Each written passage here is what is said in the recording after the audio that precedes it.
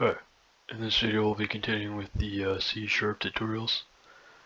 So we'll be going over the lab. I'll try to be practicing or add in a panel. So I'll try to add in a panel. This is just to practice the if-else statement. So let's just start by adding some text boxes. So 2 text boxes and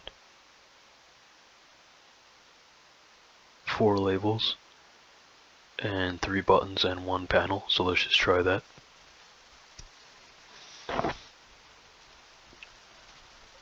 Okay, so let's I already have the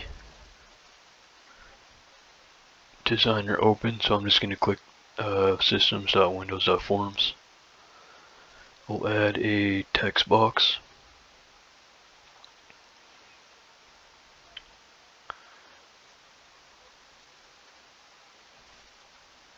Somewhere around here or something. We could put it in a group, but we don't really need to. We already practiced that last time. Might be just too big here. Okay, so let's just try that.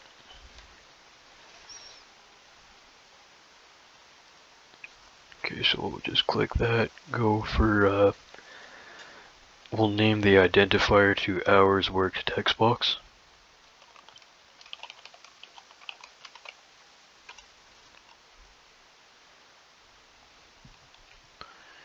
And then we'll try to, so I don't think there's auto size for a text box.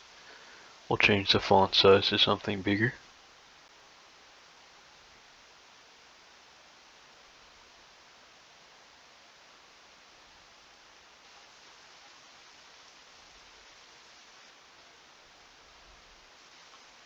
Maybe just one up from there. 36 might be too big. Actually, that's fine.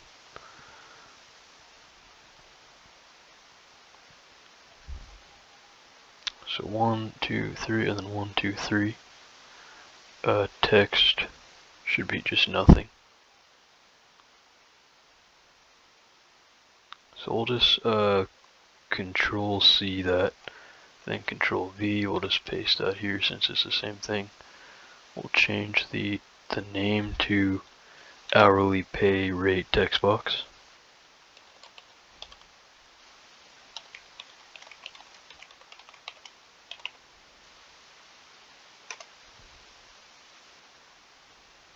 Then we'll go for the next label.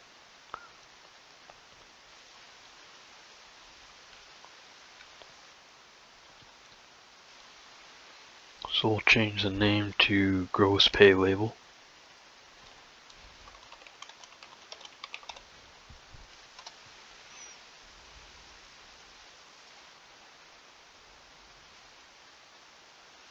Change that to 36, I think that's what it says. Then we'll go for auto size to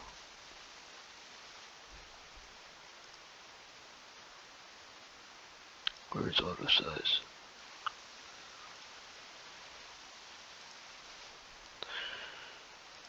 There it is. Okay, so that's fine. Label 1, instead of label 1, we'll change the text to just like a bunch of spaces or something.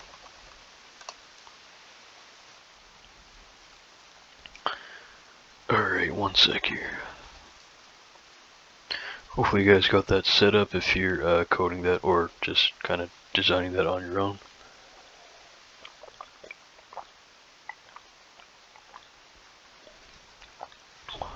Alright, so let's go for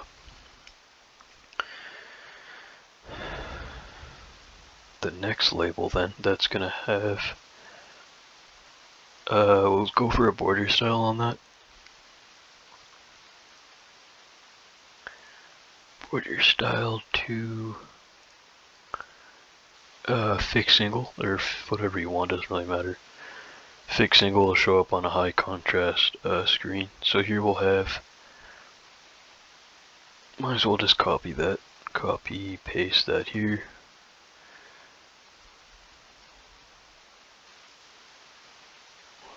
That should be fine actually, so let's just go with that. We'll change the identifier to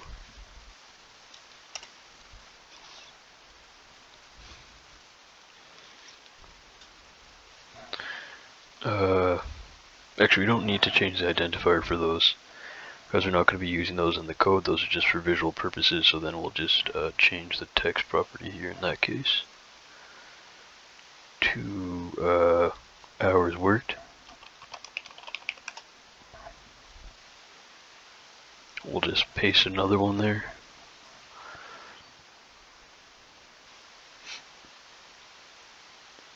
Alright, so let's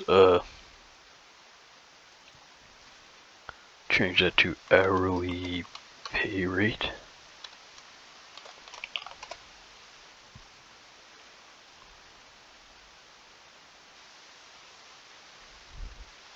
And then paste another one.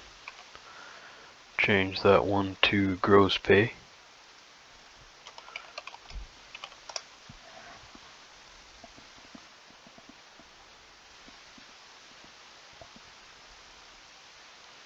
I'll admit that these apps are pretty boring, but at least we get to learn how to use C#. C# is not the most interesting language. Obviously these forms are kind of boring. They're mostly for business applications, like someone who needs a app for Windows. Their business kind of app is usually going to be kind of plain and simple. Visually, it's going to not be anything great. You can make them better, but it's just, they're kind of, just the code itself is kind of boring. At least it's nothing complicated, so it's pretty much, it's useful. So there's apparently a lot of work out there for C#. It's actually, there's actually a shortage of C# developers. They actually have, and they think they have too many web developers, from what I hear. Most people who actually are in the field don't actually even go to get a computer science degree in school. They actually just do something on like Udemy or something. They do a coding bootcamp and just get into a job like that. So a lot of them just do web development bootcamps and then just look for jobs. So anyways, that's what I'm hearing from people on YouTube anyways. A lot of those people that talk about their kind of job, they usually actually are just boot campers.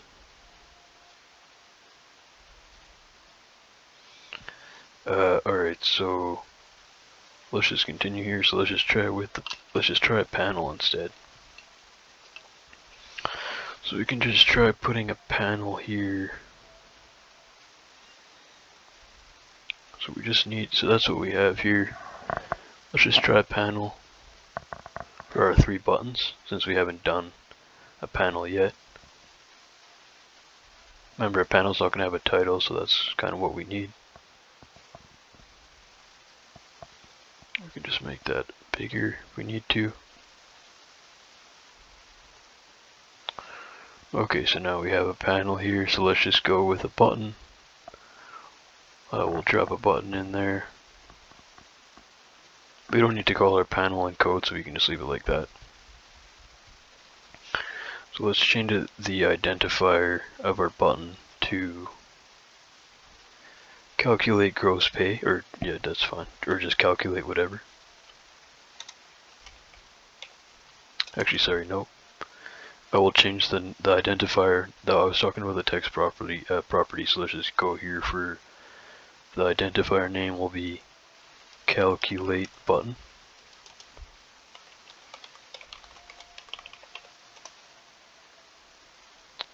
Just on that note before, web development is probably more interesting because you're working with like actual different code like HTML, CSS, JavaScript, maybe React, Angular. Sometimes you use other languages too,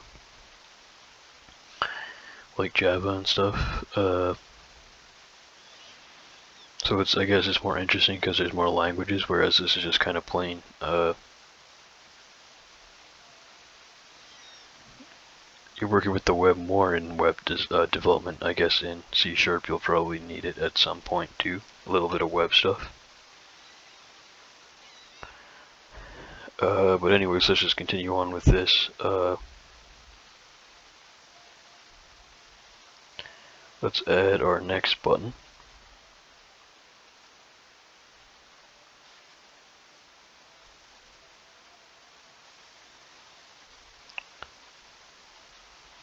Sorry, just looking at my notes here. Okay, so let's just go with calculate button. So we have that for our identifier name. Let's go with auto size. Do we have, okay, so yeah, so let's turn auto size to true. Just have to double click it in Rider. So then we'll go with the font size to something bigger. Maybe 30, actually no, that'll be too big. Let's just try 30. Actually, we want auto size, so then let's just try our text here. Might be too small actually, let's just go a little bit up, 36. Actually no, what does that say? Only 20, okay. Let's go with 28. So then let's go with text to just calculate. That should be fine. So we have everything here.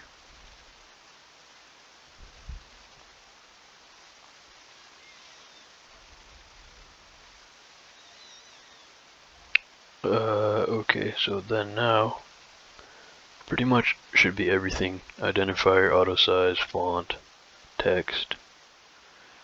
We could always add those extra things that we added last time. Let's just go with this. We'll name it to something else. So what I did there is I just got the bounding box up on on this first button by just clicking it, and then I hit Control-C on my Windows PC and then Control-V to paste it. Then here I'm just going to change the identifier name by clicking the property and then changing this to clear button. Text I'm just going to change from calculate to clear.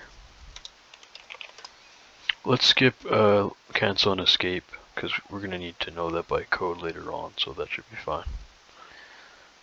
I've already gone over it by in the last tutorial by the basically via the designer window, so we can just go with that. We don't really need to do that again. Whoops. So what I'm saying is that we can learn how to do that in code later on, so we can actually just code it instead. So I'm just going to Control-V Control-V one there. Nope, that's what I didn't want. Okay. Okay, so make sure you just do that again if you did what I did. Copy another button, paste it out. So once you paste it out, we can just click the identifier, change it to exit button. I spelled that right. Okay, so then we will basically just then change the text to exit. Alright, so let's just give that a sec there for you guys to finish that.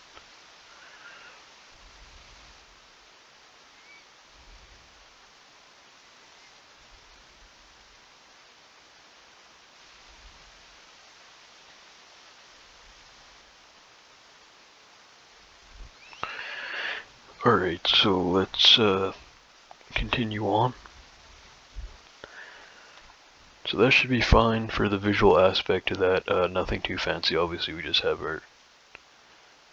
So let me just save that actually. Then we'll run it. You can't see this. I apologize for that. I gotta try to fix that again. I did try that special app that everyone uses, With a Bluetooth mic it didn't work, but maybe if I try it with a wired mic it might work. There is a special free, the Something Project, screen recorders, all the YouTubers use it. I'm gonna give it one more shot after this video. Okay, so that's looking fine. 3 buttons, panel. Okay, that should be fine. Whoops. So I'm gonna try it again, whatever it was. The Something Project, to see if I can get the proper screen recorder up and running so you guys can actually see the dialog boxes and stuff too. Sorry, I clicked the debug button now. Not sure what's happening there. The debugger's starting. Let's just give that a sec. Stop. Okay. Alright, so yeah, if I can get that special screen recorder, that'll give me a little bit more features like the dialog boxes and stuff. Real time, well, I won't have to compile those extra videos, save time anyways, in the long run. I did OBS project, I think that's what it's called. My memory isn't that good, but I think that might be it. They have a screen recorder to use. It didn't work with a Bluetooth mic, unfortunately, when I did try it. That's why I didn't try it again, but maybe I'll try it with my wired mic and see if it works. Because the Bluetooth mic actually didn't get the sound quality to work very well. So I have to use a wired mic. In any case, that should be working now. So let's move on to the code, which there's quite a bit of code this time. So let's go with... Alright, let me just check my notes here, apologize for that. Oh, by the way, I know you can't really hear the music, but if you're wondering what it is, I'm going to be including some music in a playlist called like Coding Trading Music or something. If you guys are interested. I do have a noise cancelling mic, so you probably can't hear it perfectly, but I'll just turn it up just in case you guys want to hear.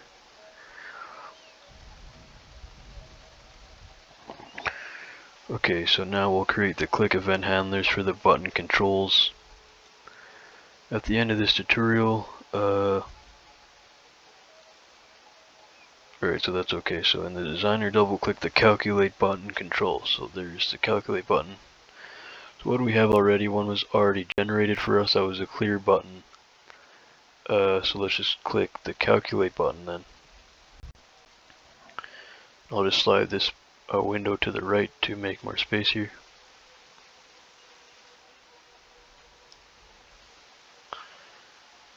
Alright, so let's go with so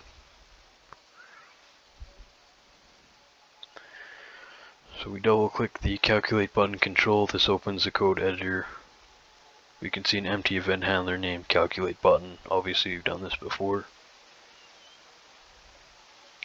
So now let's go to the code. Okay, so we have, doesn't really matter, so sorry, let me just move these things back up here. That's weird that it does that. It should just go up one. I don't know why it goes. Something to do with the auto formatting of the braces. Because usually you should just be able to delete a line and it should go to the next one above. Notice how it skips a line.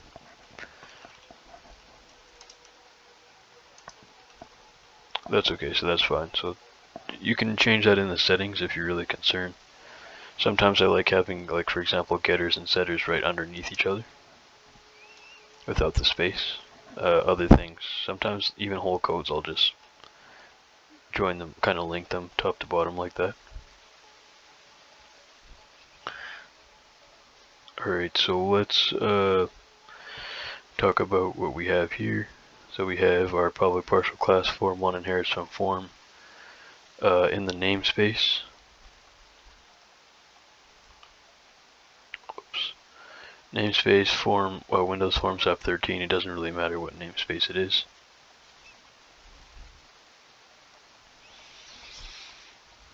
So now we have this method call, which we'll talk about later on, initialize component. Okay, so here we have private void calculate button underscore click. Okay, well, so you can make private methods. Right, I did try that before. Maybe I just did it wrong. Did I do it wrong? Let me just try something here. Private void get val. We'll talk about this later on.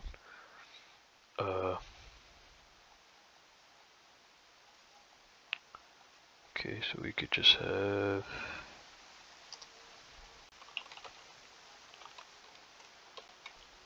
there's a test here.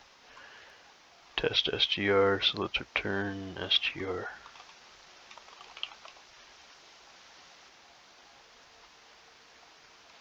Okay, so now it's saying that you can't return with a void, I guess. Okay, private string get val. There we go, because that is working, I think. Should be.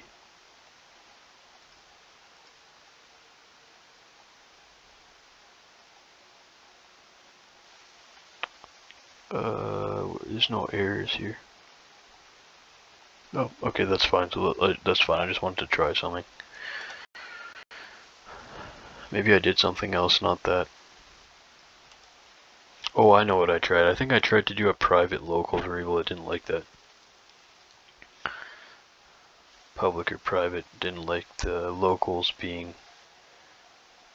in C#. It didn't like the local variables being initialized or declared as private or public, I think. Was that it? Private val.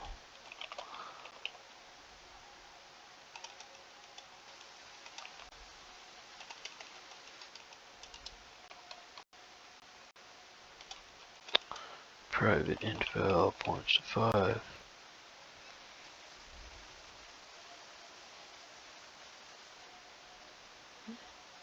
Maybe with something else. Okay, let's just skip that for now. I probably explained that in an earlier video if you're confused, and don't worry, we'll be learning more about access modifiers later on. Okay, so let's actually get into the code here, so let's just comment this out. Let's turn the music, actually the music's fine. Okay, so let's just go with, just to make sure you guys can hear me properly, I'll just turn it down a bit.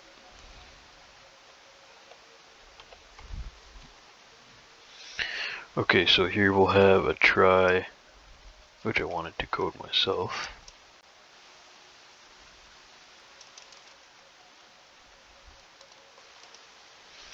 So try here we'll have some named constants. So we'll have a constant. So these are local constants in this case.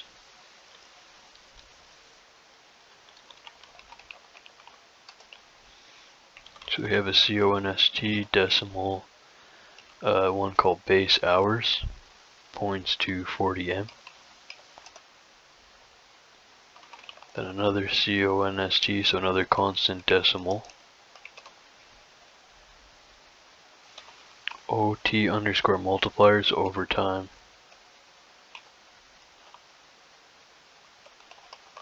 Underscore multiplier. Points to 1.5M. Then we'll have some local variables here. Kind of a bunch of them.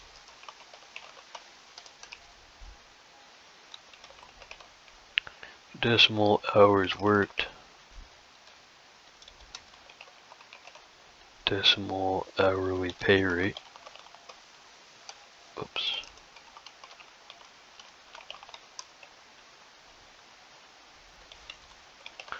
Decimal base pay. Decimal overtime hours. Decimal overtime pay. Decimal gross pay. Should be all of them.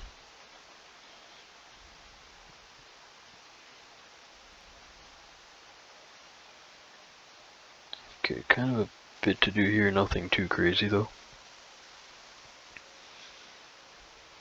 For what we're used to for C# so far, so let's just continue on with this. So we'll have hours worked points to, no, hours worked camel cased points to decimal dot parse hours worked text box dot text, sorry.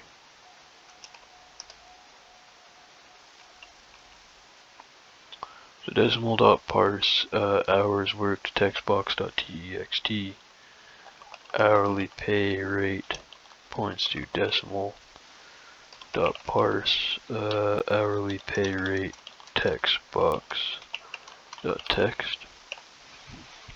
So what are we doing here? So we have hours worked points to, so we're passing the hours worked text box dot text, whatever is going to be the hours worked text box dot text, this box right here. It's going to get passed as a decimal value, and that's going to be passed to the hours worked variable, which is a decimal variable, which is probably initialized to 0 right now because it's just, declared as 0, or I guess it's technically initialized to 0 because it should be, if it's a C value or C sharp in this case, even a C value should be initialized as 0 when you just declare a variable as a decimal, or any number type should be 0 by default. I think we said string is null. You have to be careful though. I think it is because it's an object, and that should be about it. Maybe I'm missing something, but that's okay. So we have, so the same thing's going to happen for hourly pay rate. We're going to pass the text box text, which is really a string, as a decimal value. So we're converting, the whole point of this parse method here is to convert the string, which is the hourly pay rate text box text property, which is a string, we're converting that to a decimal value, then passing that to an actual decimal variable to store that value in memory. Okay, so now let's continue on to something else here. So this is what we practice here, the if else statement. Okay, so let's have an if here, so we'll say if hours worked is greater than base hours.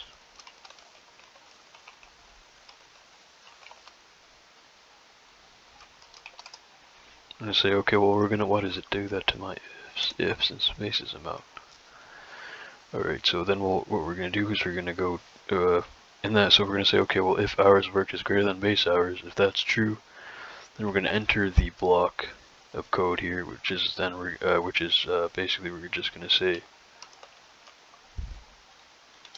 base pay points to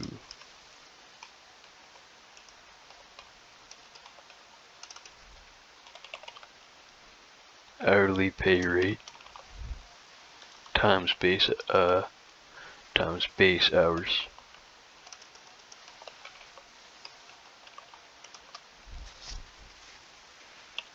So base pay points to hourly pay rate times base hours. Base pay points to hourly pay rate times base hours. So this is going to calculate the base pay.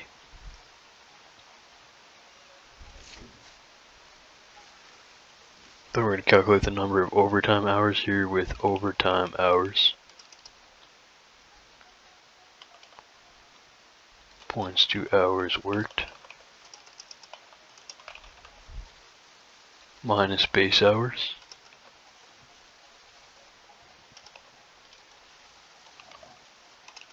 Oops. Then here we'll have overtime, so here we'll calculate the overtime pay. Sorry, above here was calculating the overtime pay hours. So this is calculating the overtime hours, this is calculating the overtime pay below here. So points to overtime hours times hourly pay rate times OT multiplier.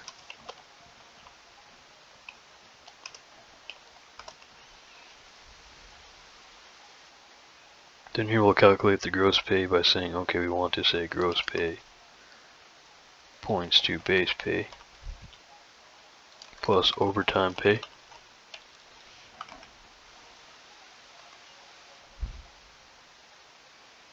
Nothing too hard here, so it's going to say, okay, well, if hours worked is greater than base hours, we're going to enter this block, execute everything. In this case, the else will get skipped. But in the other case, if hours worked is less than base hours or equal to, because remember there could be another, because it could also be equal to if it's only greater than. If you want to say if it's greater than or equal to, remember to do that. But in this case, it's only checking if it's greater than, then we have to make sure you check for every case. So in this case, this is going to be every other case other than that. So then we're going to have, okay, well, else here. Whoops. Else we're going to say, okay, well, gross pay points to hours worked times hourly pay rate. Because in this case, we don't have include the overtime if the overtime is less than the base hours or equal to. So this else statement, else statement, whatever, else block hits if if hours worked is less than or equal to base hours. So it could be two cases basically.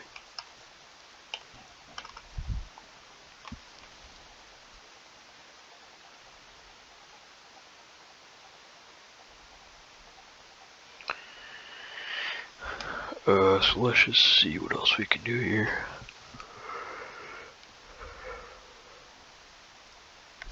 So we'll just save that.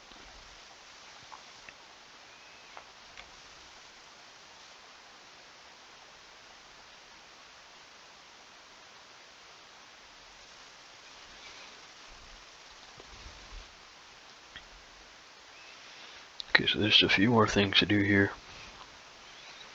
So we have here gross pay label dot text points to gross pay dot choose string, passing in the format string C for the currency. Then here we'll have, okay, we'll catch exception ex. Let's go with exception, the whole word. Then here we'll say, okay, then we want to display the error message box, which is a message box, dialog box. We'll show it in the dialog box, then we'll say, okay, we want to show exception.message.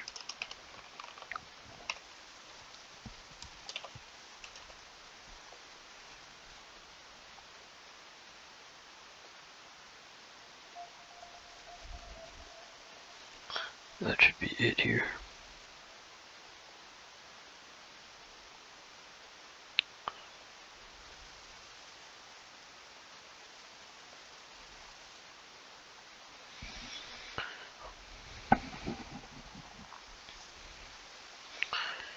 Okay, so let's go with that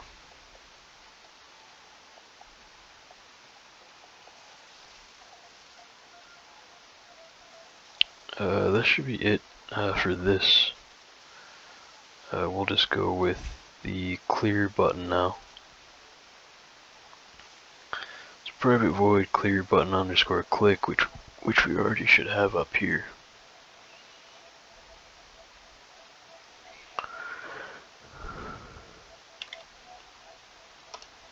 So clear.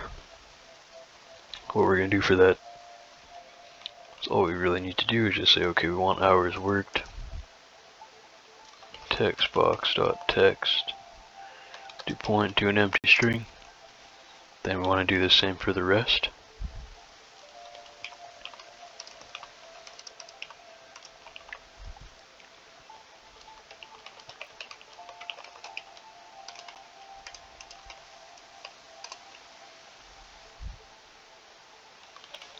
So gross pay label dot text points to an empty string here.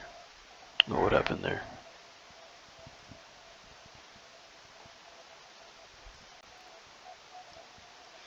gross pay label gross pay label dot text points to empty string. Okay, so then now we'll reset the focus here. So we'll just go with hours worked text box dot focus, which basically will just set the focus to hours worked text box. It's gonna reset the focus.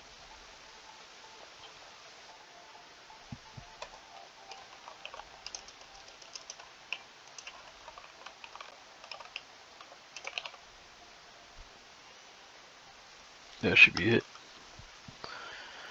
So I'll just click the designer and then double click the exit button to generate the event handler. And then so we're going to be coding all those out later on, don't worry. So then here we'll just say this dot close, which should close the form. Alright, so that should be it. Once again, I will be trying to download OBS Studio again and trying to get it working with my mic. That way this should be hopefully the last video where you guys can't see the actual form until after. And again, the dialog box will be missing too, so hopefully you guys will be able to just see that when I get the OBS Studio working. Hopefully it does. Fingers crossed that it does. Okay, is there a problem here? Cannot convert initializer type double to the type decimal 34. Whoops, I forgot an M here, I think. Let's just save that again, run that.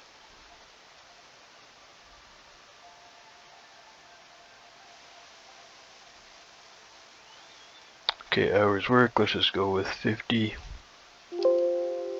Hourly pay rate, let's just go with 26.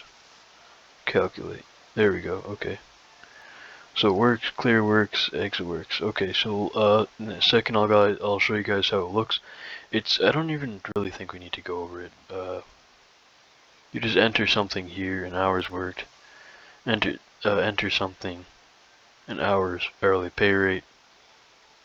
Click the calculate button and the gross pay works. The purpose of this example was how to use a panel in the designer, which we went over, and how to use an if and else dual alternative statement, which is what they call it in C#. This is just this thing here, right? So I explained it already. So hopefully that helps. So thanks for watching, guys. If you guys like the tutorial, you can like and subscribe to the channel to support the channel for more investing in coding tutorials. So thanks for watching, guys. Hopefully I'll see you guys in the next one. Take care.